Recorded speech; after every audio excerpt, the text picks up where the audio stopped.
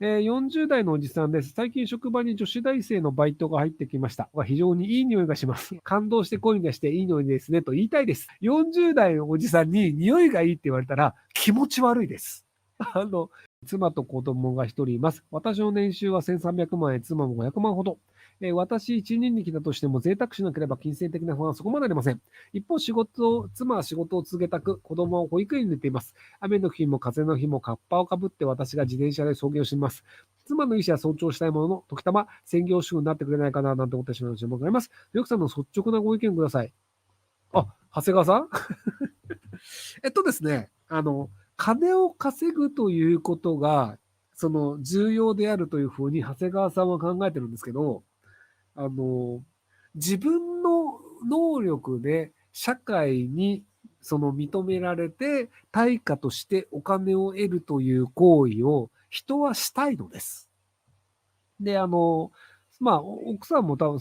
奥さんも年齢的にはそんなに変わらないと思うんですけど、36歳で年収500万ってそれなりにちゃんと稼いでるんですよ。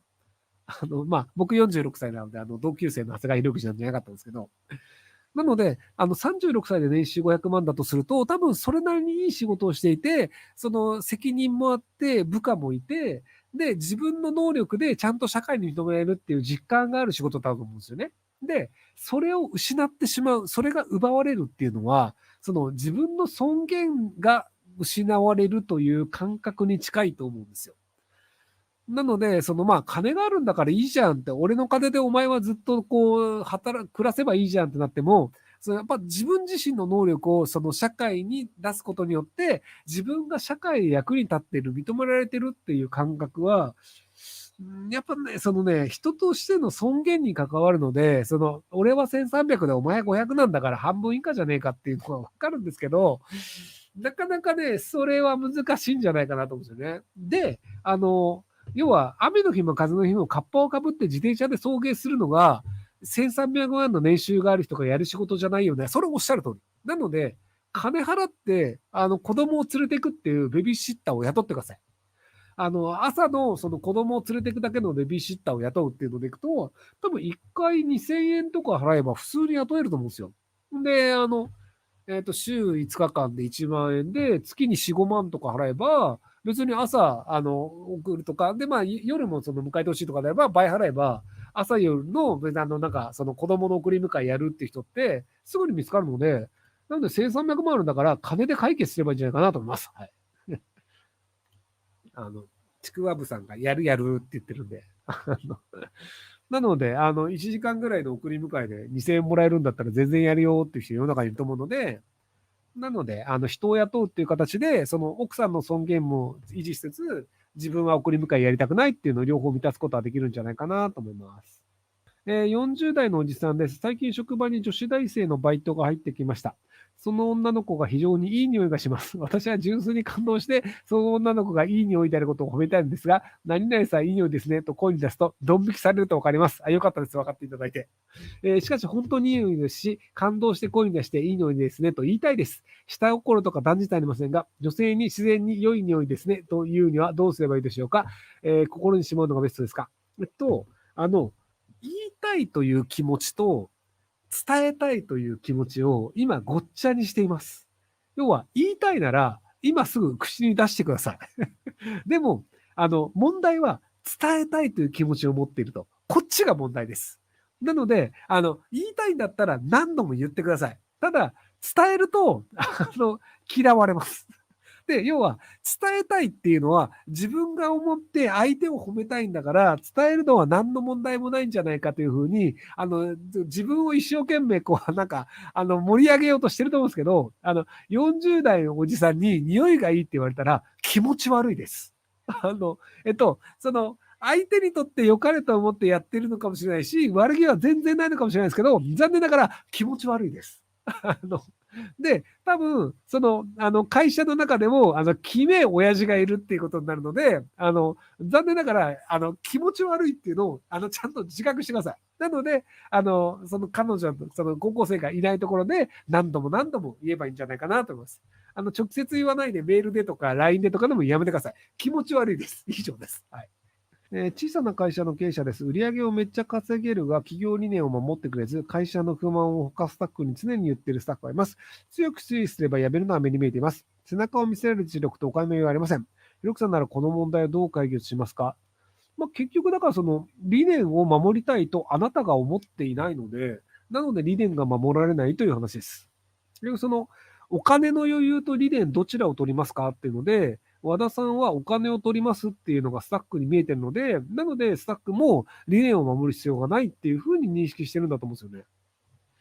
なので、自分の給料が減って、赤字になるとしても、俺は理念を守るんだ。で、理念を守れないんだったら、この会社から出てってくれっていうのを、みんなの前で覚悟を持って言うかどうかっていうので、その企業理念の重さっていうのをちゃんとスタッフに理解させればいいんじゃないかなと思いますけど。現在、バンクーバーにて映画編集者として生活して10年目ですが、ストライキなどの影響もあり、来月東京へ完全帰国することにしました。語学レベル A 研究相当で映画祭での受賞歴もあるんですが、日本の業界で無双した上で給料の高い再びカナダかアメリカも売るか、日本で無双し続けるか、ヒロクさんどちらの方がいいと思いますか？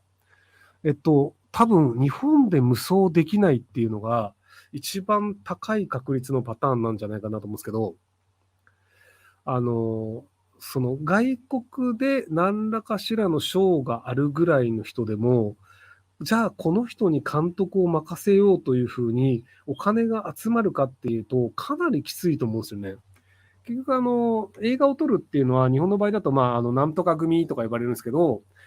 ある程度、この人に頼んだら、これぐらいのお客さん来るよねっていう監督に、じゃあ、この予算と、プロデューサーこの人で頼みましょうっていうのになると思うんですけど、そこにその日本での実績だったりとか、じゃあ、この人なんだら、こういうカメラマンとか音響さんとかってセッティングできるよねとか、つてがあるよねっていうのがないと、怖くて発注できないと思うんですよね。で、編集だけやりますとかっていうのであれば、別にスタジオとかに勤務して、給料もらって普通に動画編集の仕事をするっていうのは全然できると思うんですけど、残念ながらそれ無双というよりも、普通のワーカーなんですよね。で、英語が喋れることって、あまり日本で映画制作をする上で、プラスになることってほとんどないと思うんですよね。あの、要は日本語が喋れない役者を日本の映画会社が使うことってほぼないんですよね。その有名俳優を使ってるっていうのを売りにするのであれば、ありなんですけど、その場合であれば、その有名俳優側の方で、割と通訳ちゃんとつけちゃったりするんですよね。なので、英語が喋れないとできないっていう仕事、映画監督としてはないんじゃないかな。つてがあるのでキャスティングやりますとか、そこら辺のコーディネーターやりますとかっていう、副業であれば全然あるとは思うんですけど、ただその映像制作者として食えるかっていうと、なかなか厳しいんじゃないかなと思うので、なのでむしろバンクーバーの方が普通に稼げるんじゃないかなと思いますけども。男です。1年も続きませんでしたが、初めてできた彼女と破局しました。ちょっとだけでいいです。慰めの言葉をください。おめでとうございます。あのね、世の中多分ご存知ないかもしれないですけど、今これを見てる9858人のうちのだいたい9割ぐらいは、彼女もいないし、今までの人生、彼女ができたこともないニートとか無職とか子供やおじさんとかで、子供やおばさんの人も彼氏ができたことないみたいなので、あれ無職ってだって人と選ぶの難しくないみたいなので、無職なんですけど女の子と出会いたいです。どこにいれば女の子がいるでしょうかみたいな、もう彼女がいたことない人たちの方が多いんですよ。で、その中でいくと、1年も続きませんでした。いやいや、彼女できてるじゃん。もう10ヶ月とか続いたわけみたいなので、むしろ、うぞうむぞうの無職子供園とかニートおじさんおばさんから比べると、めちゃめちゃ幸せなポジションにいるので、慰めというより嫉妬のポジションにあなたはいるんじゃないかなと思います。はい。